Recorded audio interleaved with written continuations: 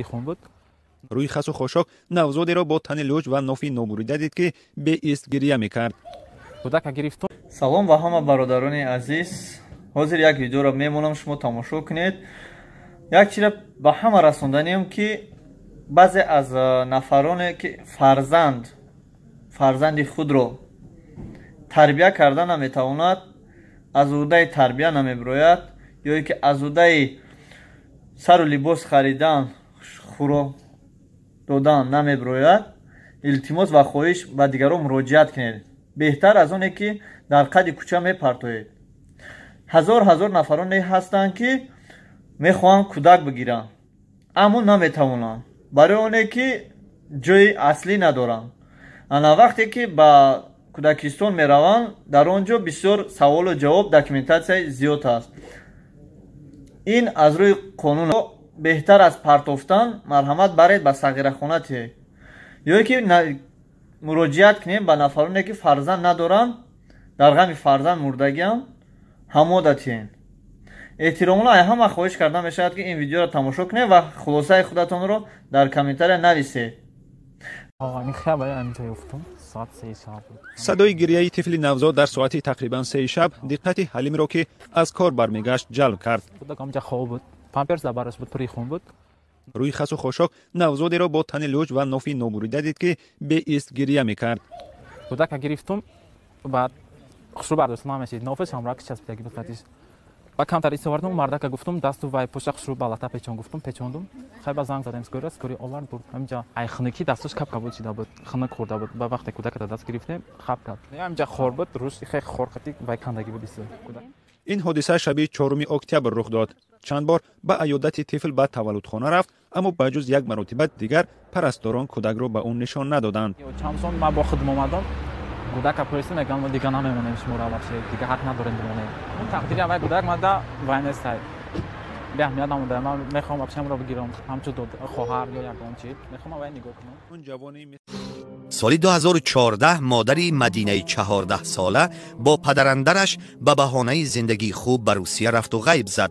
آخرین تماس روز مولودش بود. زد و من میگفت که ما مدرسه میایم، خوب زندگی میکنیم.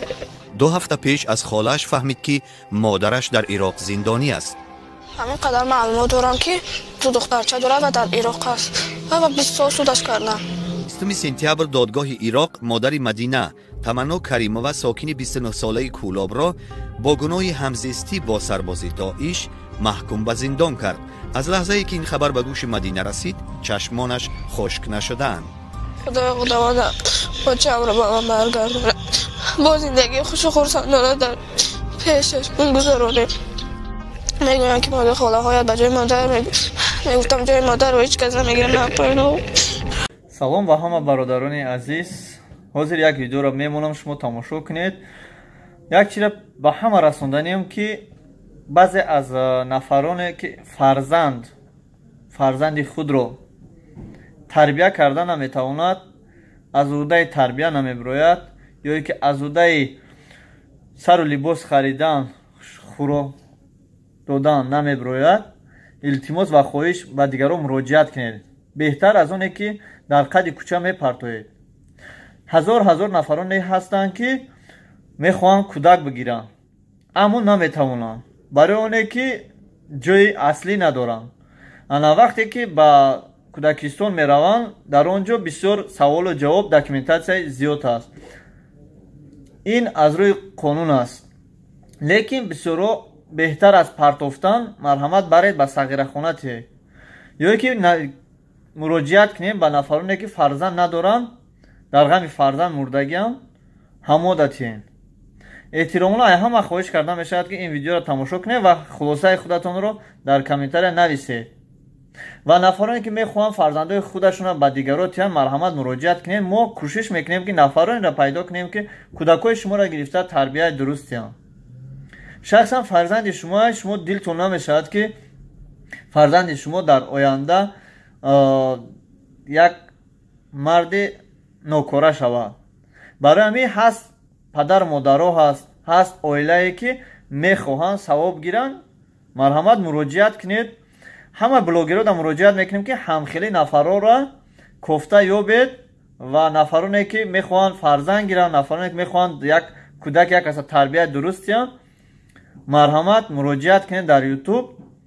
мо гирифта пешниҳод мекунем ва нафароне ки мехоҳанд кӯдакошона тиҳанд дар тарбия ки надоранд шароит, марҳамат муроҷиат кунед. инҷа ягон ҷои вайш нест дар ютуб. шарм ҳаё нест ки мо изо мекашем, мо шарм медорем, моро механдад. кӯдака бурда мусикада парфтан ин хандидан нест, ин шарминдагӣ нест. ҳеҷ ки намедонад кӯдаки кия.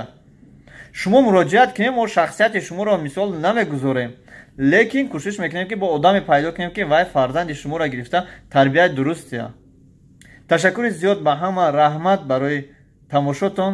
хулосатонро дар комментария нависен. паноҳи ҳаматон ба худо. видеоро то охира тамошо кунед. من هم خونه که زندگی میکنم آقا چه خواهی؟ خوبه سلام کنیم؟ خوبه چی خورده سر؟ آش خورده سر کجا سلام کنیم؟ خوبه بگوش خیلی خوبه؟ نه؟ سلامتی خوب؟ حوالا خوب؟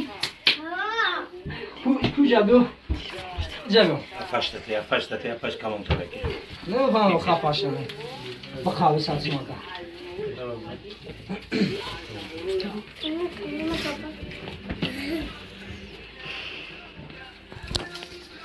محفظون نشه شما مهنه یک پانی محفظون بخواهیم شما خوارشوی گرده وجودن؟ نیستم؟ نیستم مهنه بخشی همه بود بسنی سیستما بودن بایندش محفظون در حق برادران مهاجر یک دوی خواهی کنه که خداوند همه مشکلوشنا آسان بگردن.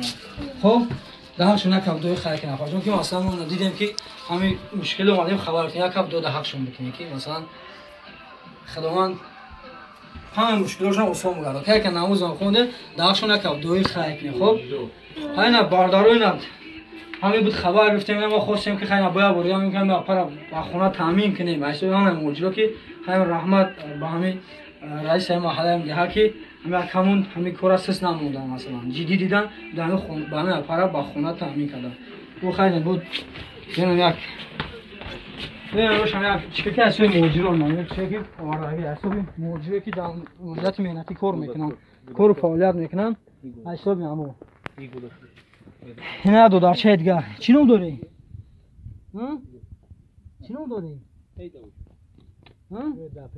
کجا سلام کنیم چیه ناز خوب سلامتی خوب چی نو داری شکرونه ملادسی افراد گردید کو نه اساسا گاشه ایشاتی دیگروش نیستن بچه دیگری کو اپوید گارید کو اپوید گارید نیستن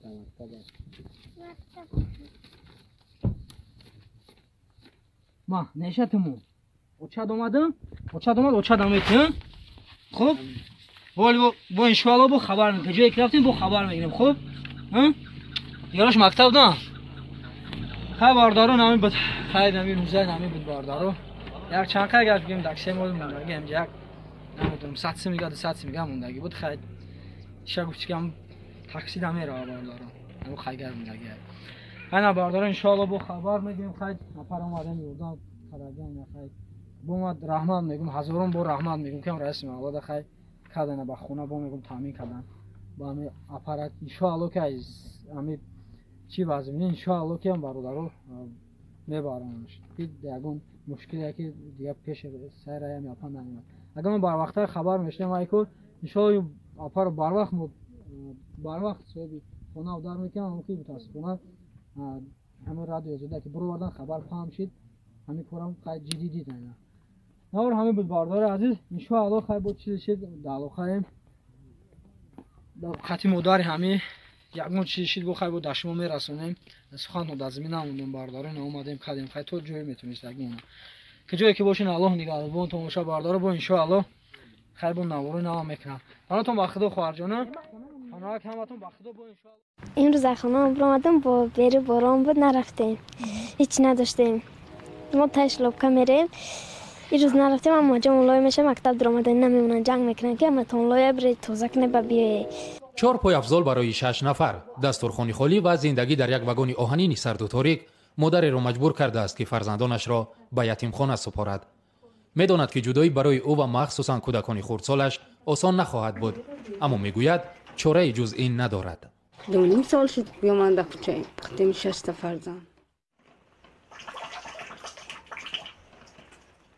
پدر خانواده 3 سال پیش آنها را ترک کرده است. تابستان را در دشت و تپه می‌گذرانند. با سرد شدن هوا به این واگن آهنین در یک دهه حصار برمیگردند. پیش زمستان اینجا نمیشه. زمستان اینجا کلوز میشه همون خنک. من میخوام که مثل آینده فرزندام یگون چشن. چیکار کنم؟ هموطنان عزیز، عین حال ما در نزد همون مادر بسیار نیازمند و سعادتمندم گویم خطا نمیکنیم، چون صاحب 6 فرزند هستند و قرار داریم و باید بگویم که متاسفانه نفرانی پیدا شدند که قلبکی به نام همین مادر بسیار هم گرامی ما صورت حساب شدند که در صفحه های اینستاگرام و دیگر شبکه های اینترنتی گذاشتند. از شما احترامانه خواهش میکنیم که کمی دیگر منتظر شوید. انشالله که بعد 1 ساعت ما به نام همین مادر بزرگ صورت حسابی مخصوص میکشیم و در صفحه های اینستاگرام خیش میگذاریم. شما میتوانید که با همین صورت حساب سهم ارزنده خیش رو برای یک هم وطن و هم ملت و هم زبان و هم خون خیش گذاشته باشید. تشکر برای بودنتون. ما رو هم سفر باشید.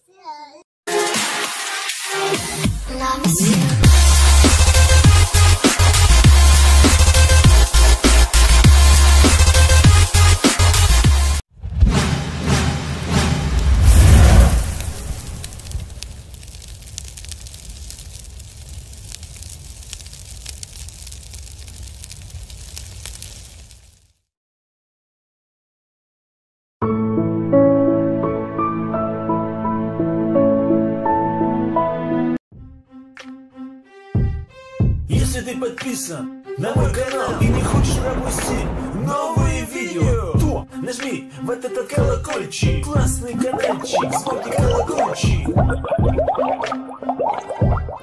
Если ты подписан на мой канал и не хочешь пропустить новые видео, то нажми в этот